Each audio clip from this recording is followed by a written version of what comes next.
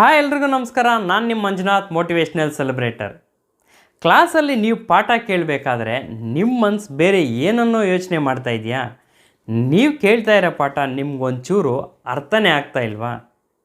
ನಿಮ್ಮ ಮೈಂಡನ್ನು ನೀವು ಕಂಟ್ರೋಲ್ ಮಾಡಿ ಕ್ಲಾಸಲ್ಲಿ ಕಾನ್ಸಂಟ್ರೇಷನ್ನಿಂದ ಪಾಠ ಕೇಳೋದು ಹೇಗೆ ಅಂತ ತಿಳಿಸ್ಕೊಡ್ತೀನಿ. ಈ ವಿಡಿಯೋನ ಎಂಡ್ ತನಕ ನೋಡಿ. ಮನುಷ್ಯನ ಮನಸ್ಸು ಚಂಚಲ ಅನ್ನೋದು ಎಲ್ರಿಗೂ ಗೊತ್ತಿರೋಂಥ ವಿಷಯನೇ. ನೀವು ಕ್ಲಾಸಲ್ಲಿ ಪಾಠ ಕೇಳಬೇಕಾದ್ರೆ ನಿಮಗೆ ಹೊರಗಿನ ಯೋಚನೆಗಳು ಅಥವಾ ಮನೆಯಲ್ಲಿನ ಯೋಚನೆಗಳು ನಿಮ್ಮ ತಲೆಗೆ ಬರ್ತಾ ಇರುತ್ತೆ. ಅದೇ ರೀತಿ ನೀವು ಮನೆಗೆ ಹೋದ್ಮೇಲೆ ನಿಮ್ಮ ಸ್ಕೂಲು ಅಥವಾ ಕಾಲೇಜಿನ ಯೋಚನೆಗಳು ನಿಮ್ಮ ತಲೆಯಲ್ಲಿ ಬರ್ತಾ ಇರುತ್ತೆ. ಈ ರೀತಿಯ ಅನುಭವ ಎಲ್ಲರಲ್ಲೂ ಆಗಿರುತ್ತೆ.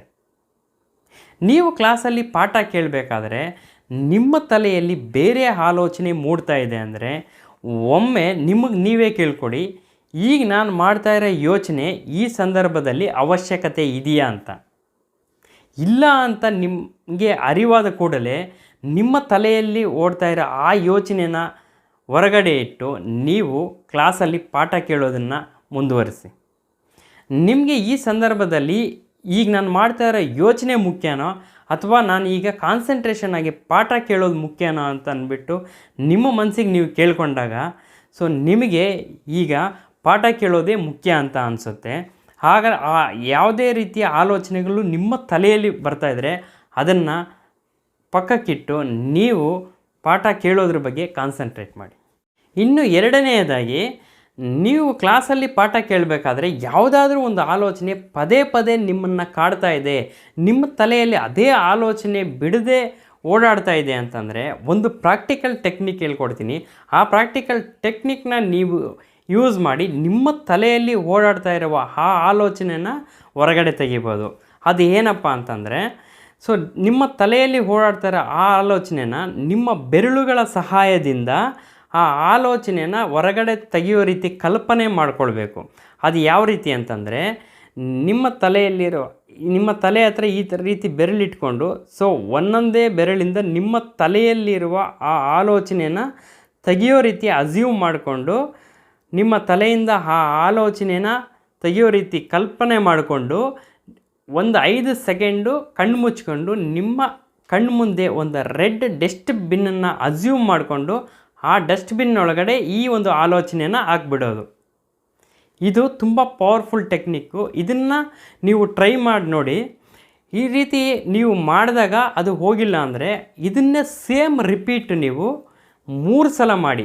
3 ಸಲ ನಿಮ್ಮ ತಲೆಯಲ್ಲಿರುವ ಆಲೋಚನೆಯನ್ನು ತೆಗೆದು ಒಂದು ರೆಡ್ ಡಸ್ಟ್ಬಿನ್ನ ಅಸ್ಯೂಮ್ ಮಾಡಿಕೊಂಡು ಆ ರೆಡ್ ಡಸ್ಟ್ಬಿನ್ ಒಳಗಡೆ ನಿಮ್ಮ ಒಂದು ಆಲೋಚನೆನ ಅದರಲ್ಲಿ ಹಾಕ್ಬಿಡಿ. ನಿಮ್ಮ ತಲೆಯಿಂದ ಅದು ಕಂಪ್ಲೀಟಾಗಿ ಆ ಆಲೋಚನೆ ಹೊರಗಡೆ ಹೋಗುತ್ತೆ. ನೀವು ಕಾನ್ಸಂಟ್ರೇಷನ್ ಆಗಿ ಕ್ಲಾಸಲ್ಲಿ ಕೂತ್ಕೊಂಡು ಪಾಠ ಕೇಳ್ಬೋದು.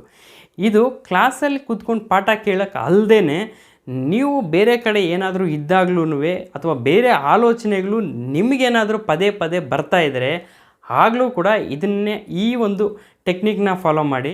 ಇನ್ನು ಮೂರನೆಯದಾಗಿ, ನೀವು ಕ್ಲಾಸಲ್ಲಿ ಕೂತ್ಕೊಂಡಾಗ ನಿಮ್ಮ ಕ್ಲಾಸು ಕಾನ್ಸಂಟ್ರೇಷನ್ನಿಂದ ಕೇಳದೆ ನಿಮ್ಮ ತಲೆಯಲ್ಲಿ ಬೇರೆ ಆಲೋಚನೆಗಳೇ ಬರ್ತಾ ಇದ್ದರೆ ನಿಮಗೆ ಒಂದು ದೊಡ್ಡ ಲಾಸೇ ಆಗುತ್ತೆ. ಅದೇನು ಅಂತಂದರೆ, ನೀವು ಈ ಕ್ಲಾಸಲ್ಲಿ ಪಾಠ ಕೇಳದೇ ಇದ್ದರೆ ಈ ಕ್ಲಾಸ್ ನಿಮಗೆ ಅರ್ಥ ಆಗೋದಿಲ್ಲ. ಈ ಕ್ಲಾಸ್ಗೂ ನೆಕ್ಸ್ಟ್ ಮಾಡೋ ಕ್ಲಾಸ್ಗೂ ಲಿಂಕ್ ಇರುತ್ತೆ. ನಿಮಗೆ ಈ ಕ್ಲಾಸಲ್ಲಿ ಅರ್ಥ ಆಗಿಲ್ಲ ಅಂದರೆ ನೆಕ್ಸ್ಟ್ ಕ್ಲಾಸಲ್ಲೂ ಅರ್ಥ ಆಗೋದಿಲ್ಲ, ಅದರ ನೆಕ್ಸ್ಟ್ ಕ್ಲಾಸಲ್ಲೂ ಅರ್ಥ ಆಗೋದಿಲ್ಲ. ಅದಕ್ಕೋಸ್ಕರ ನಿಮ್ಮ ತಲೆಗೆ ಯಾವುದೇ ಆಲೋಚನೆಗಳು ಬರೋದಕ್ಕೆ ಬಿಡದೆ ಆಸಕ್ತಿಯಿಂದ ಪಾಠನ ಕೇಳಿ. ಎಲ್ಲದಕ್ಕಿಂತ ಮುಖ್ಯವಾಗಿ, ನೀವು ಕ್ಲಾಸಲ್ಲಿದ್ದಾಗ ನಿಮಗೆ ಕ್ಲಾಸ್ ಕೇಳೋದಕ್ಕೆ ಕಾನ್ಸಂಟ್ರೇಷನ್ ಬರದೆ ಬೇರೆ ಆಲೋಚನೆ ಬರ್ತಾ ಇದೆ ಅಂತಂದರೆ ಅದು ನಿಮಗೆ ಹ್ಯಾಬಿಟ್ ಆಗೋಗಿರುತ್ತೆ. ಆ ರೀತಿ ಆಲೋಚನೆಗಳು ಫಸ್ಟ್ ಬಂದಾಗಲೇ ನೀವು ಎಚ್ಚೆತ್ಕೊಂಡು ಆ ಆಲೋಚನೆಗಳನ್ನ ದೂರ ಇಟ್ಟು ನೀವು ಆದಷ್ಟು ಪಾಠ ಕೇಳೋ ಕಡೆ ಕಾನ್ಸಂಟ್ರೇಷನ್ ಇರಬೇಕು. ಇಲ್ಲ ಅಂತಂದರೆ ಅದೇ ನಿಮಗೆ ಹ್ಯಾಬಿಟ್ ಆಗಿಬಿಟ್ಟು ನೀವು ಯಾವ ಸಬ್ಜೆಕ್ಟು ಅಷ್ಟೇ ನೀವು ಕಾನ್ಸಂಟ್ರೇಷನ್ನಿಂದ ಪಾಠ ಕೇಳೋಕ್ಕಾಗದೆ ನೀವು ನಿಮ್ಮ ಸ್ಟಡೀಸಲ್ಲಿ ಫೇಲ್ ಆಗೋ ಚಾನ್ಸಸ್ಸು ತುಂಬ ಇರುತ್ತೆ.